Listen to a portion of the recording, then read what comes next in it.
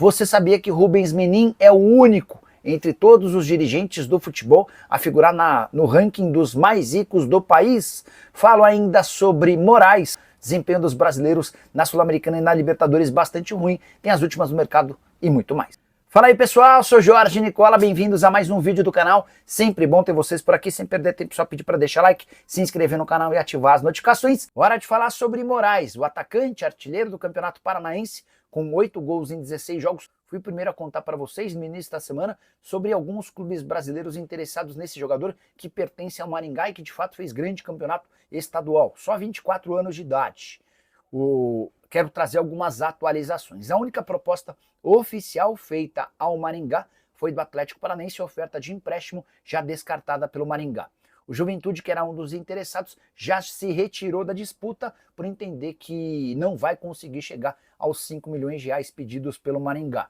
A dupla Bavi, o Vasco e o Red Bull Bragantino fizeram sondagens ainda sem proposta. Depois do empate em 3-3 com o Melgar, lá no Peru, na estreia do Vasco na Copa Sul-Americana, o Marcelo Santana, que é o diretor executivo de futebol do clube, foi perguntado sobre o Moraes e respondeu que não é provável que o Vasco anuncie até 11 de abril, data final da janela de inscrições, qualquer reforço, mas o Vasco estava atento às possibilidades no mercado. Quero falar agora sobre o desempenho ruim dos brasileiros na primeira rodada de Libertadores e Sul-Americana. 10 dos 14 times já entraram em campo. E até aqui a gente tem 3 vitórias brasileiras, 3 empates e 4 derrotas. Esse saldo fica ainda pior se a gente contabilizar apenas os duelos entre Brasil e Argentina. 3 vitórias para os hermanos, 1 vitória dos brasileiros. O único triunfo foi do São Paulo, 1-0 contra o Tajeres na Argentina. Já as 3 derrotas de brasileiros, 2 delas em território brasileiro. Corinthians perdeu para o Huracan e o Fortaleza tomou 3-0 do Racing. A outra vitória dos argentinos, 1-0 do União Santa Fé contra o Cruzeiro lá na Argentina. Só para completar, se o São Paulo venceu, as outras 2 vitórias vieram na Sul-Americana, com Grêmio e Fluminense, os empates de Vitória em casa, Vasco e Atlético Mineiro fora, além das derrotas de Botafogo, Fortaleza, Corinthians e Cruzeiro. Nessa quinta-feira, 4 brasileiros entram em campo, com destaque para o jogo entre Bahia e Internacional, que estão no mesmo grupo. Bora falar agora sobre Rubens Menin, principal acionista da SAF do Galo, é o único do futebol brasileiro entre os 55 mais ricos do país. Nessa terça-feira, a revista Forbes lançou ou divulgou o mais novo ranking com os 55 maiores bilionários do nosso país.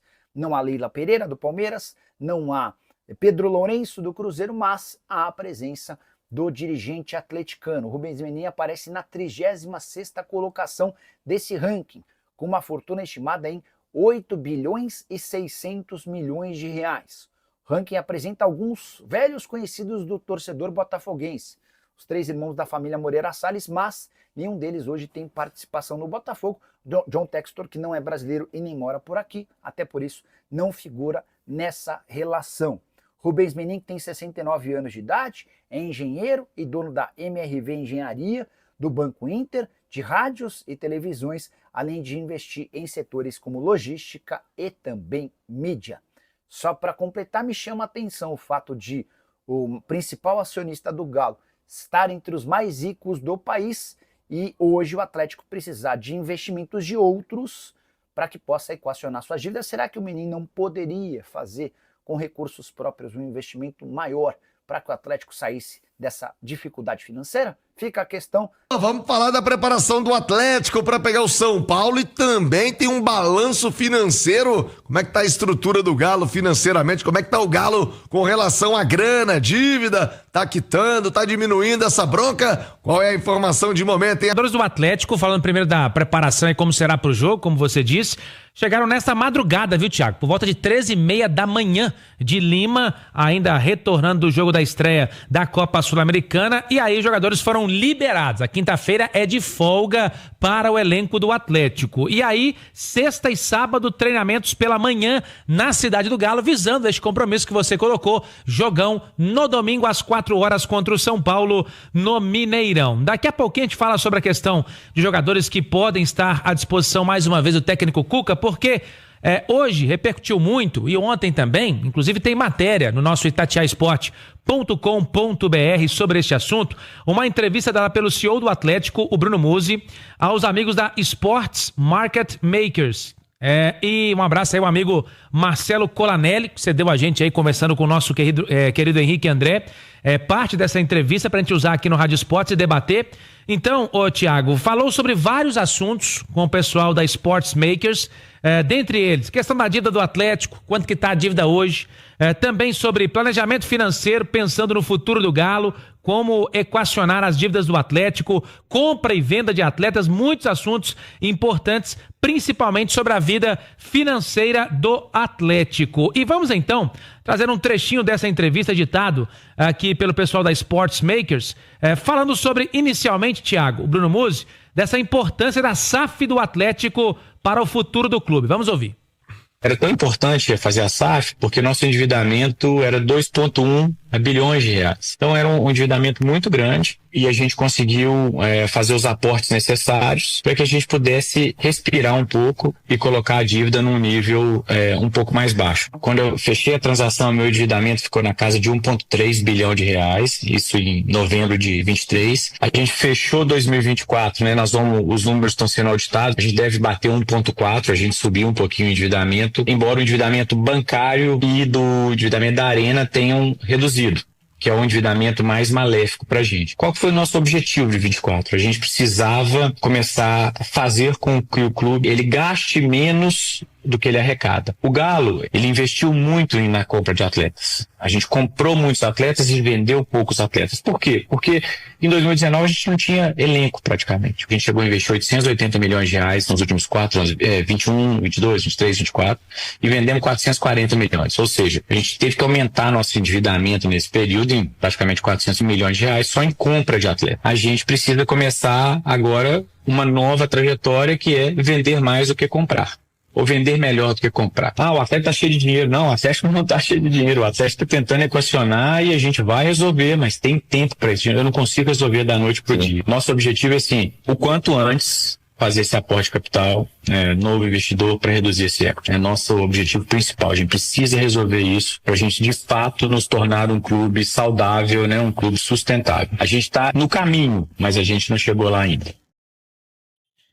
Tá aí, então, parte dessa entrevista, repito, que foi dada aos companheiros do Marcelo Colanelli, lá da Sports Market Makers, e falando, Thiago, sobre esse planejamento futuro do Atlético, porque muita gente cobra, né? O Atlético foi um dos que mais investiu nessa janela de transferências em reforços. A gente sabe que o Cuca ainda quer mais reforços, tem conversado a respeito desse assunto com a direção do clube, mas para janela de agora, dia 11 de abril, a informação que a gente tem é só se surgir aquele negócio imperdível de oportunidade, o Atlético deve voltar a contratar Thiago somente no meio do ano. Ô, Nath Fiuza, a gente sempre prega, pede, preza por uma gestão austera, né? Que o clube não deva mais, que consiga pagar as suas dívidas, mas infelizmente volta e meia não é o caso, né? Teve a história do Daverson agora, o Galo não pagou o Cuiabá, e quando foi tentar pagar o Cuiabá já não quis receber, quer dizer, e não é exclusivo do Atlético, né, Nath? A gente viu o Botafogo com a sua SAF aí também, recheado de problemas. Aliás, o Botafogo tomou um transfer ban recentemente, conseguiu reverter, mas até transfer ban o Botafogo já tomou. Nath, como é que você encara esse quadro financeiro, em especial das SAFs no Brasil? Thiago, é um cenário muito complexo, como você disse, né? Porque a operação do futebol, ela é cada vez mais cara. A renda que os clubes adquirem aqui no Brasil, seja com a bilheteria, seja com a venda de camisas, de produtos oficiais, ela não é suficiente ainda, né? Para cobrir o que o clube precisa. O Bruno Musi falava aí, né? De um cenário ideal que é você equalizar, né? O que você vende de atletas com o que você compra para fazer esse capital girar, mas a gente ainda também não chegou nesse momento, ainda que as vendas também de jogadores, elas estejam cada vez mais inflacionadas, e aí o clube que vende também, obviamente, ele ganha mais dinheiro. Mas o que eu acho mais interessante de tudo que ele falou é essa questão da busca por um novo investidor, né? Que o Atlético, ele tem aí um grupo, né, que gere o clube, que detém a maior parte das ações, mas que o clube está aberto a receber cada vez mais investidores para se fortalecer cada vez mais, para ter cada vez mais condição de investir. mas sempre seguindo essa linha de austeridade, que hoje se tem um limite e precisa seguir esse limite. Eu só acho que essa transparência é sempre o mais importante, porque quando se tem transparência, o torcedor sabe, inclusive, a quem cobrar, né? A saída do Daverson agora, eu acho que ela é uma saída que impacta nesse balanço do elenco. Eu acho que é uma saída que não pesa diretamente no time titular, mas que pesa na composição do elenco. Eu acho que o Daverson carecia de uma reposição, mas está aí o Bruno Musi explicando esse cenário, que talvez a longo prazo, daqui a pouco, possa vir um reforço, mas que agora de imediato não, mas ele explicando também que o clube trabalha para obter novas fontes de receita, né? Ô Edu, qual o seu ponto de vista, qual a sua análise, hein, Edu? Tiago, SAF ainda é tudo muito novo, né? A gente ainda vai ver erros por parte das SAFs, muitos acertos por parte das sociedades anônimas do futebol. Fato é que vieram para salvar uma pá de clubes, né? Entre eles, Cruzeiro e, no caso, o Atlético aí, o Bruno Musi falou, e há um entendimento meio que torto das SAFs, né? A SAF comprou o clube para investir, para montar grandes times e ser campeão. Também, mas é principalmente para apagar dívida, para apagar incêndio. O Bruno Musi falou aí de bilhões que o Atlético estava devendo quando a SAF assumiu. A gente sabe que o Cruzeiro é a mesma coisa na época do Ronaldo. Hoje o Pedro Lourenço segue pagando dívidas. Então primeiro você tem que sanear, para depois investir e colher frutos. E como eu disse, é tudo muito novo ainda para a gente cravar qualquer tipo de opinião. Boa, Paulo Azeredo, vamos falar da preparação do Galo. Tô sabendo que a expectativa já é de 40 mil torcedores para domingo. É Galo e São Paulo no Mineirão. Jogo bom, né? Domingão, 4 da tarde. Como é que fica a estreia do Galo no Brasileiro diante da sua torcida, Paulinho? Bom, vamos lá. Primeiro que já começou a venda, Thiago, desde ontem, ainda tímida. O atleticano ainda não comprou os ingressos para que alcance essa previsão, mas a gente sabe que o pagamento muito sai amanhã ou até no sábado, Thiago. Então há uma previsão, sim, positiva de um bom público no domingo, Atlético e São Paulo. Em relação ao time, Thiago, é o seguinte, como eu disse, hoje é folga, amanhã os trabalhos retomados pela manhã. E aí, temos que pensar aí na formação da equipe em relação à expectativa, por exemplo, Alan Franco, o Atlético explicou, não foi utilizado na terça-feira por questão de um quadro de gripe. Será que já se recuperou? Tá ok com ele? Acredito que sim, Thiago. Se treinar amanhã, treinar sábado, vai pro jogo. Arana e Natanael, esses são questões mais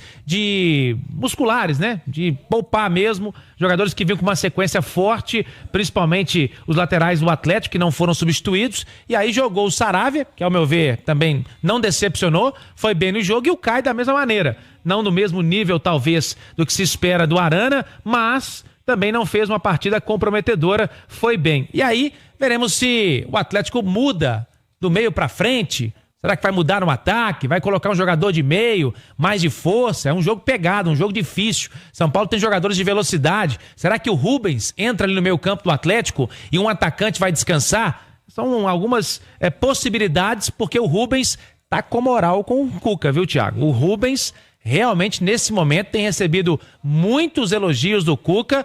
Então, torcedor atleticano, trazendo aí, né, o vídeo de informações do Galo para você, com o próprio Bruno Musi, né, o CEO do Galo, falando aí sobre a dívida do Galão da Massa. Eu quero a sua opinião nos comentários, o que você acha disso aí, e sobre essa oportunidade de mercado aí, né, o Moraes no Maringá tem se mostrado aí um atleta jovem, é muito promissor no futebol brasileiro. Se valeria aí o Galo tentar fazer um investimento para tentar trazer o atleta, em via que já tem alguns clubes brasileiros se mostrando interessados no jogador do Maringá.